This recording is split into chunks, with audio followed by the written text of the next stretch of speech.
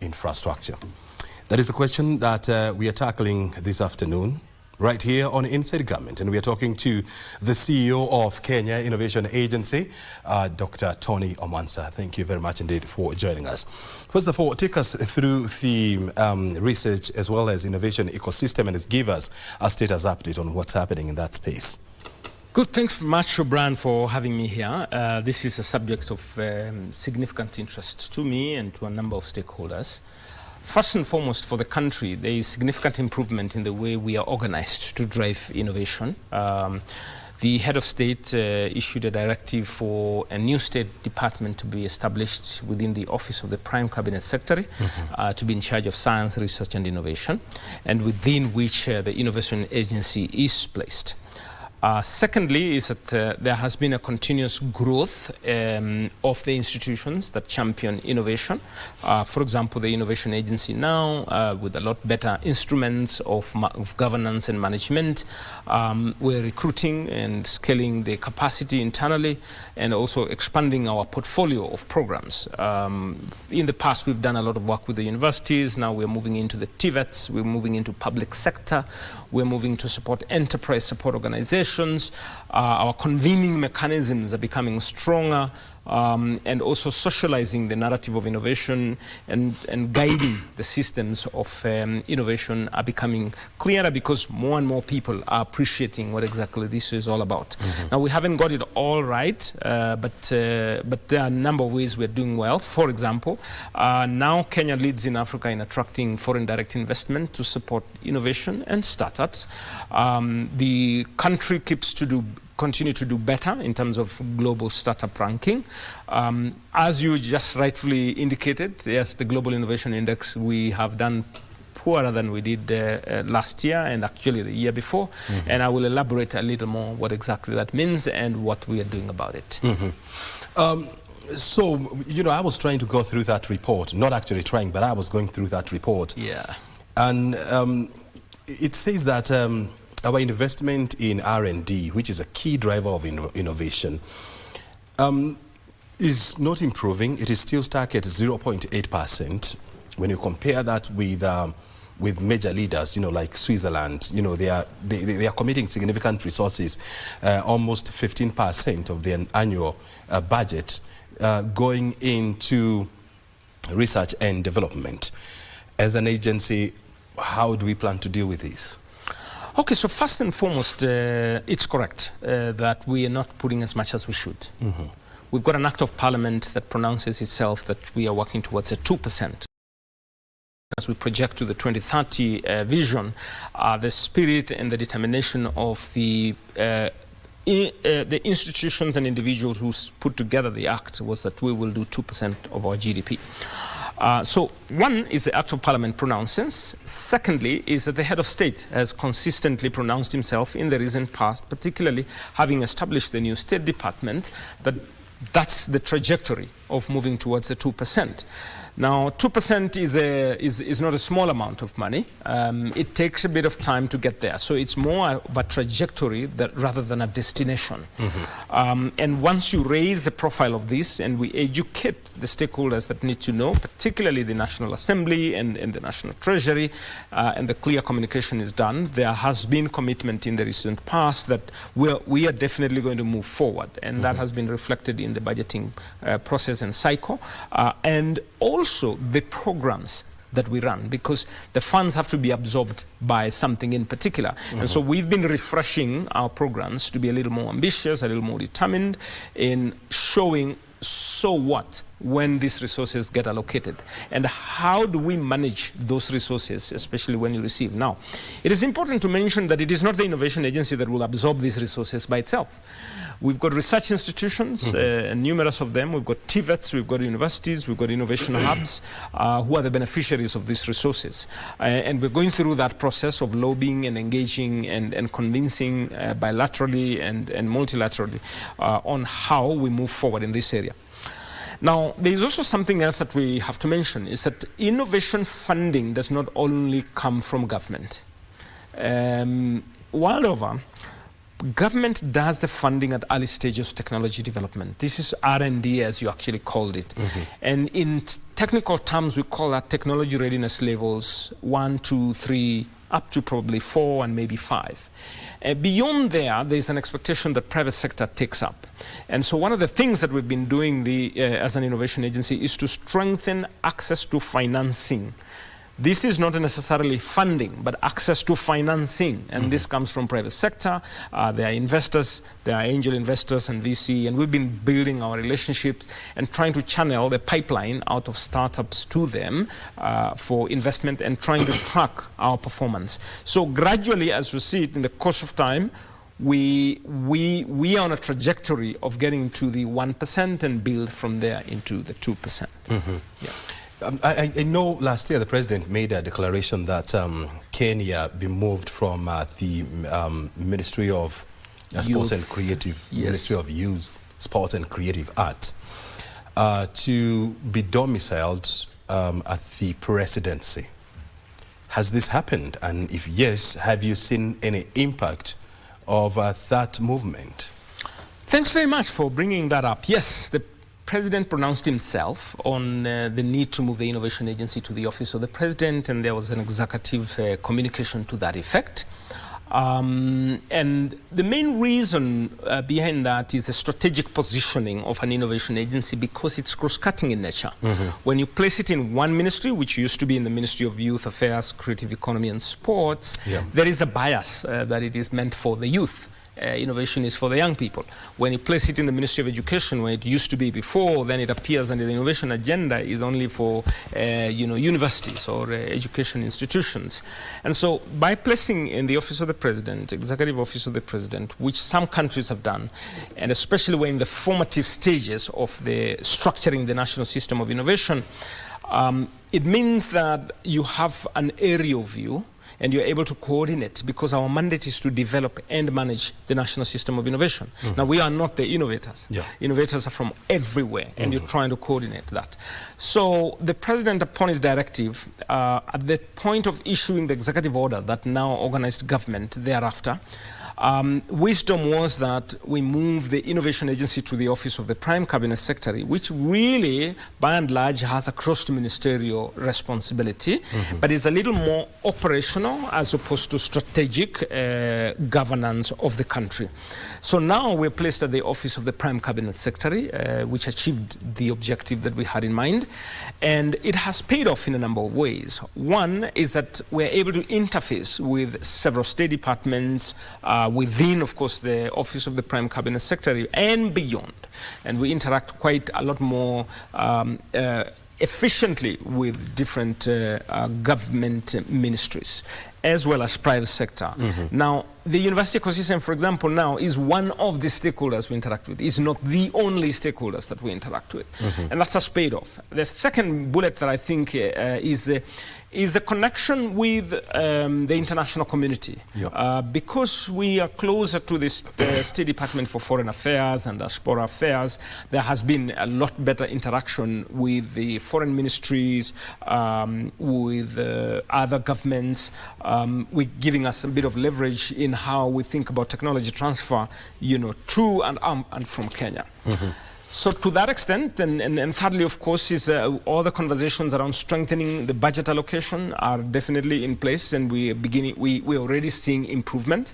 And we think the trajectory now that there is a State Department specifically for science, research and innovation, championed by Professor Shaukat Abdulrazak, gives us another level of engagement at a much higher level in government, in lobbying, in engaging, in convincing, in articulating the agenda of innovation, and we're seeing the fruits of that. Last year in April, we saw the cabinet issuing a declaration that there is a need for data to be harmonized, interagency collaborations and coordinations, and proper data management among research as well as innovation agencies in Kenya, and they are numerous. Has this happened? And if yes, how has this changed the research and innovation ecosystem in Kenya?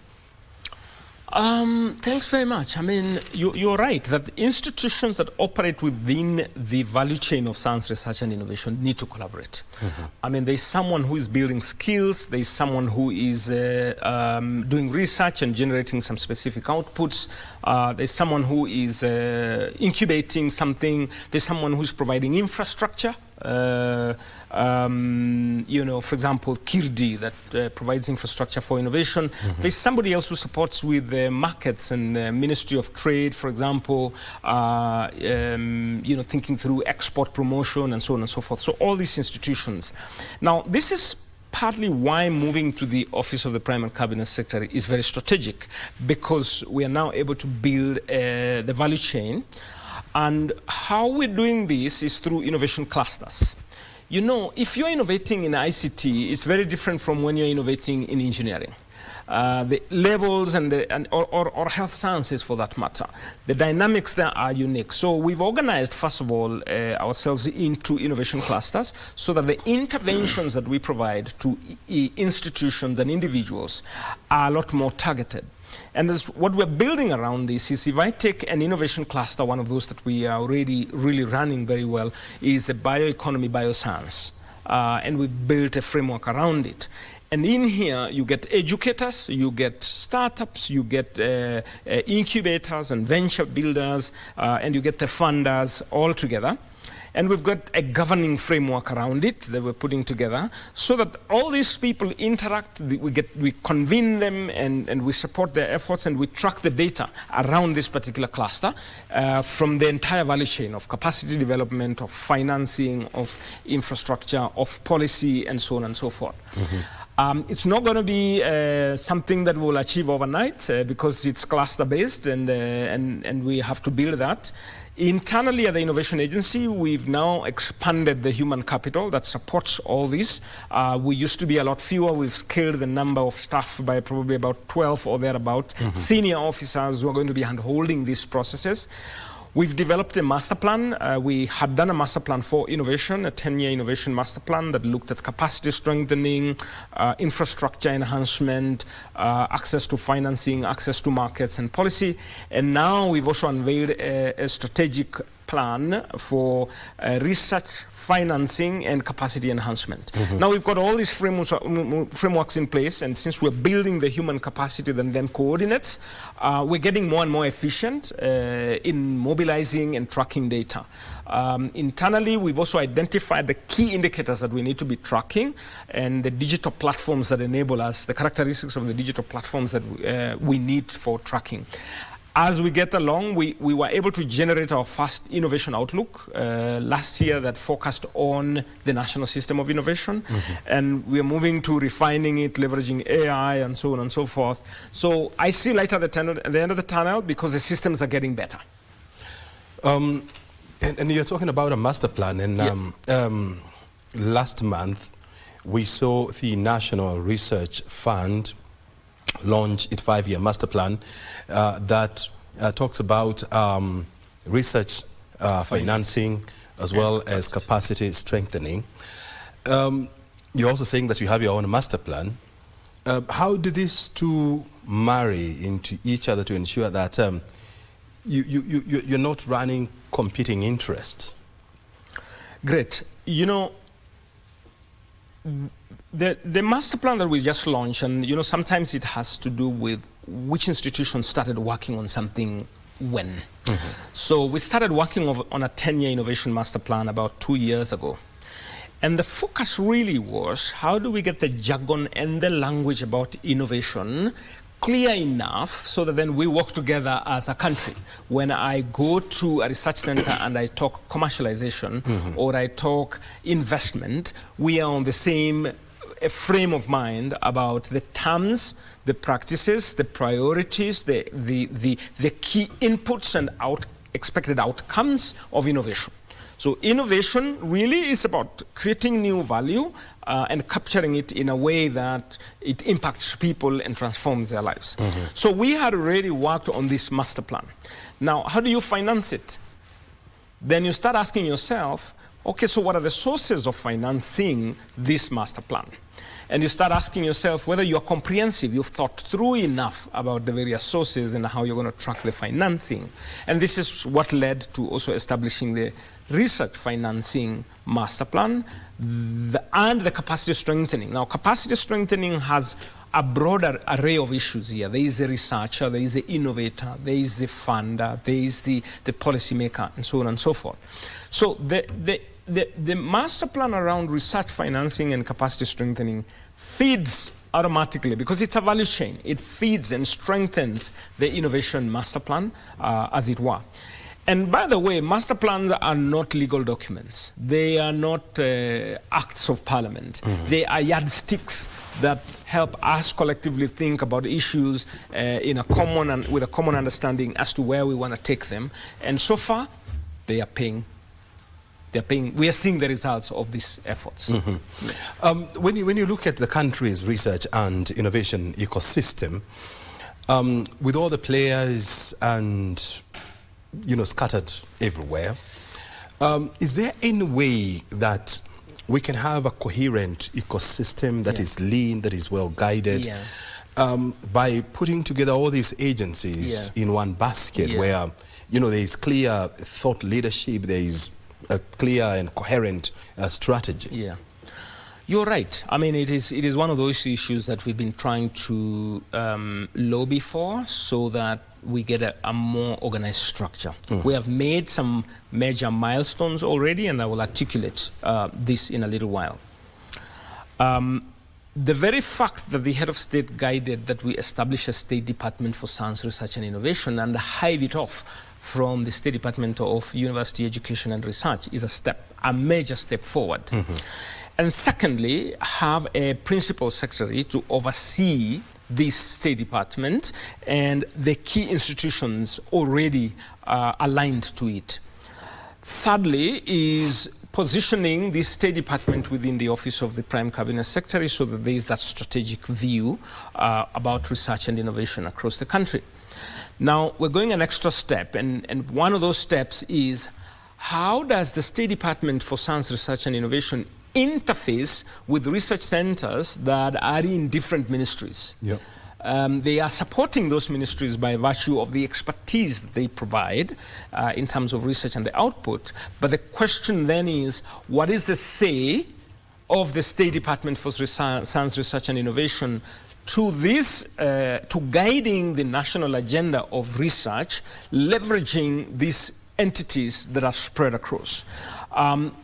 It takes executive orders to reorganize government. Yep. And it takes negotiation to ensure that these entities will be supportive to this subject matter, ministries, as well as be coordinated effectively from a State Department that oversees that agenda. Now, some of these things don't get achieved quickly, it takes negotiation, capacity enhancement, appreciating why that is crucial, and having a strategy. Now, the State Department, through the leadership of the PS, has already developed a concept and a framework of how this would look like. And we're going through the motions of engaging the key stakeholders on how to effectively coordinate the national agenda. The PS has already met all the State Departments that have research agenda through the research entities, so he has convened them. The Head of Public Service has been involved in some of the convenings of the research centers together. The PS has also met the Vice Chancellors and the universities and articulated his aspirations. And so as we move forward, we see this convening. So we should be able to get an organized way as we move forward, because that's the intention. And I think the rest is more about the diplomacy that goes with it, the guidance that goes with it, and our leaders are very much aware of this and working on it. And when we talk about research and innovation, and do you see the participation and the input of the private sector in these? Because you're right, the government is supposed to put up the proper infrastructure when it comes to research and development, and then the private sector is supposed to come on board so that now they can fly with it. Is this happening here in Kenya? Yeah, very true. Now, when you say private sector coming on board, it comes in different forms. And the answer is that it is on board, and we're just strengthening the efficiencies of our interaction with private sector in the context of this. One, there are several private entities that have built infrastructure for innovation. If you go to Stanchart, if you go to Equity Bank, if you go to some of the insurance firms, ABSA as a private entity, Safaricom is very aggressive in it. You will either find a venture building platform, Britam, for example, insurance firm has an innovation facility, and it is supporting startups and ventures that are addressing areas of interest to that particular organization. So one classic way that we are encouraging and supporting private sector to be involved in the innovation agenda. The second approach is around being consumers of the solutions that come out of research and innovation. So some of the startups that we support end up either being acquired or working collaboratively with the private sector and leveraging the markets. So classic example is Britam has so many branches across so many countries, and you've got a startup that has worked on a certain innovative solutions targeting insurance companies. With a single authorization, the startup now has access to all the customers of this particular firm in so many countries. So these are some of the initiatives that we are encouraging and supporting and handholding so that they can scale. Of course, the third approach is the funding approach, where we've got a number of private sector that are into investment, and they've got funding instruments that are targeting startups and ventures. And some of them come fairly early, what we may call technology readiness level 3, and others are coming at a bit later. And we have built now a team internally at the Innovation Agency that is interfacing with these institutions, trying to make sure we support them as much as possible to access the ventures that we can identify and mediate those relationships. We've got a team that is looking into startups alone and saying, what are your needs, and which enterprise support organizations do you need to connect with to get the support you need. In fact, that's the other pillar I was going to mention, how private sector is coming in strongly, is through the enterprise support organizations. In fact, the most progressive enterprise support organizations, you may call them incubators or accelerators or venture builders, are actually private sector. They are not government entities. And I can list some of them who have produced a lot of startups over the last couple of years. Yeah. When you look at the mobile money ecosystem called M-Pesa, it is highlighted as one of the most innovative concepts that Kenya has ever produced, which has gone on to revolutionize how money is, how transactions are done. When is our next M-Pesa moment?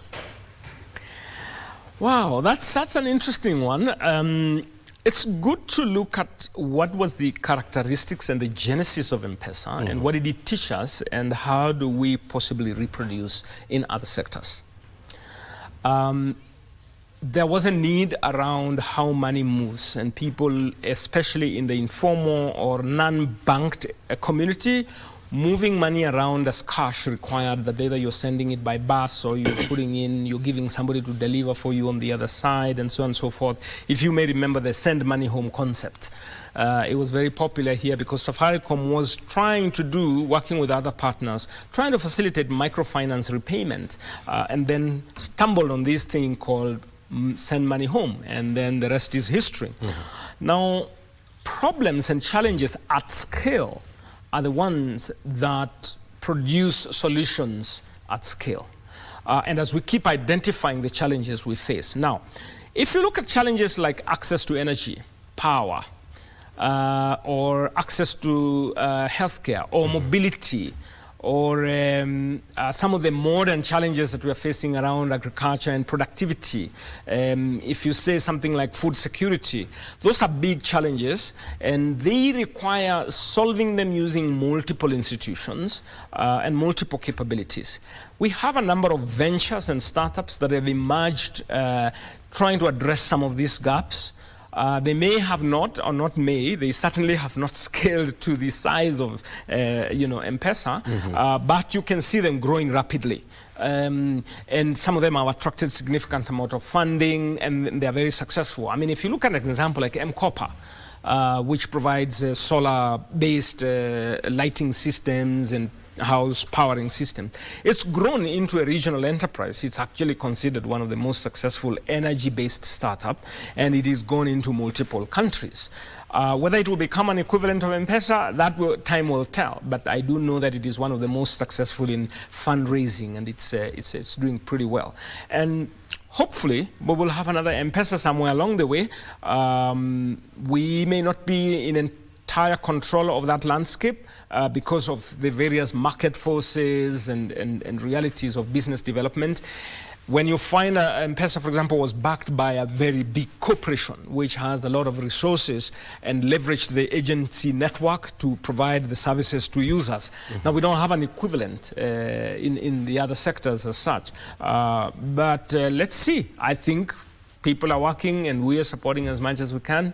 Hopefully, we'll have another M-Pesa moment in the course of time. And when you look at the innovation ecosystem, you have you have many companies, engaging in research and innovation. Yes. And you've talked to us about some of them. They are in the insurance industry, they are in the financial sector.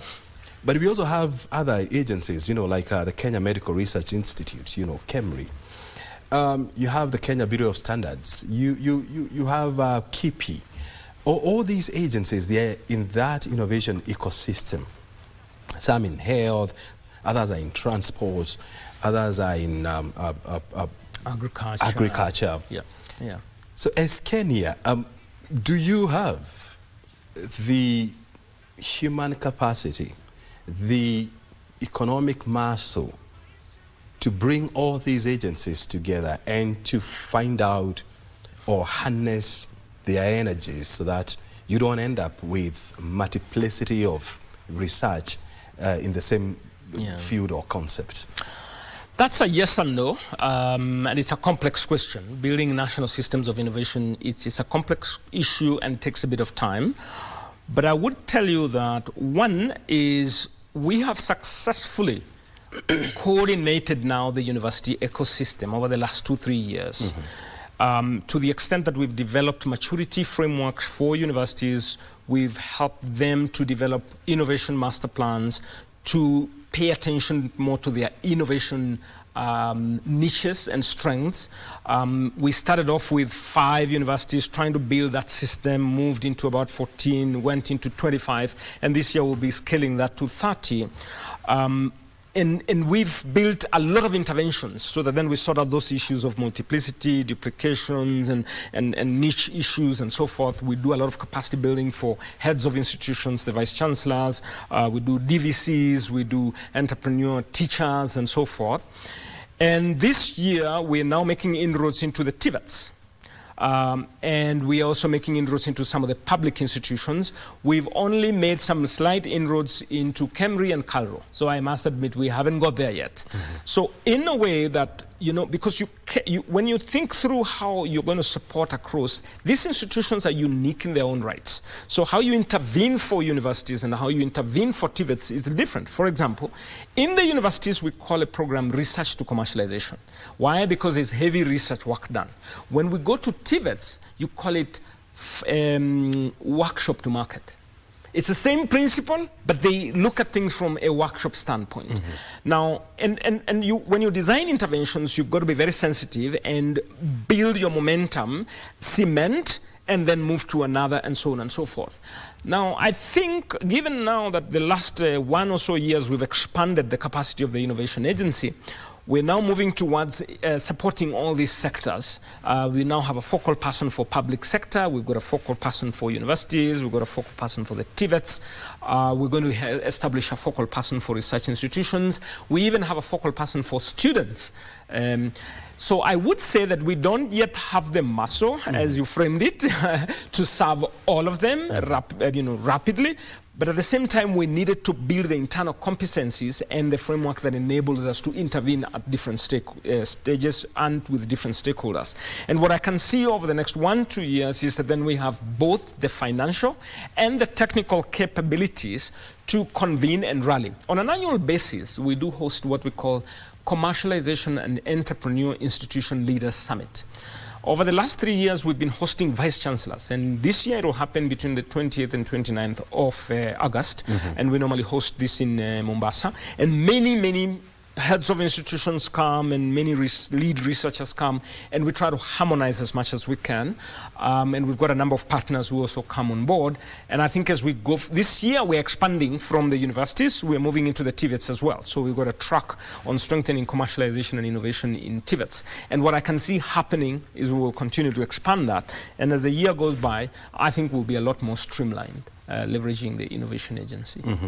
When you look at the WIPO index for 2025, it talks about various outputs and inputs when it comes to research and innovation, and it gives the reason why Kenya is not faring very well, and one of these fields is on human capacity and research. It says that when you look at investment in education, we are committing about 4% into education, 4% of our GDP into education, and we are ranking so lowly, I think at about position 126. On the other area is on investment in research and development, and I told you they are saying that our investment is less than 1%, and it says that if Kenya would commit more financing into research and development, and then go ahead and invest more in human capacity improvement and enhancement, it has the capacity to leapfrog. What is stopping us from doing these? And as a CEO of Kenya Innovation Agency, how do you plan to preach this message to the unconverted? Thanks very much. It means that there are some converted and some unconverted, and that's very true. First and foremost, you got it right that Kenya seems to do well on outputs despite the weaker inputs. So in other words, when you analyze the data about the 5 constructs of input in the Global Innovation Index, we score lower than when you look at the outputs. And that makes you wonder, how come? The answer to that is that because of the entrepreneurial spirit of Kenyans, people willing to work with limited resources, go an extra mile, leverage that which they have to produce some outputs. It shows you that the input, as much as they may not be commensurate with the outputs, people are still able to effectively produce. And that leads us to the point that if we strengthen the inputs, like you mentioned, for example, the education and R&D and so forth, then we would expect a lot more output, and globally we will do better. I agree, absolutely. And this is exactly why the reorganization has been happening around setting up a new State Department, ensuring better coordination, lobbying for more of the resources, and from trying to move from the 0.8% upwards. And we're seeing, fruits coming out of that. But I do think that there's something that is a lot more serious, and we are really trying to tackle it. It's the data coordination that is going to be used for global ranking. There are very many indicators, and I've spent time to study that report. There are very many indicators where the data is not submitted. And in some cases, we've got obsolete data. In other words, it was submitted a while back, and then it never got submitted again. So it has not been updated. It's not been updated. And once that's the case, they wouldn't use it, or they will use that data, which does not reflect the current state. And there is a lot of data of those two characteristics. Now, this is what we did. We wrote a cabinet memo to request the cabinet to authorize the Innovation Agency to provide the coordination capability and linkages with WIPO. Because before then, only Kenya Copyright Board and KIPI were authorized to be the link institutions with World Intellectual Property Organization that manages the GII, Global Innovation Index. Now, Kenya has been positioned as the institution coordinating the GII. That's step number 1. Step number 2 is we requested the head of public service to establish a principal secretary level steering committee and appointed the PS for Science, Research and Innovation as a chair. And there are several other state departments, because data comes from almost 13 different state departments. Now, that's a huge coordination issue. And being placed at the office of the Prime Cabinet Secretary is giving us leverage right now.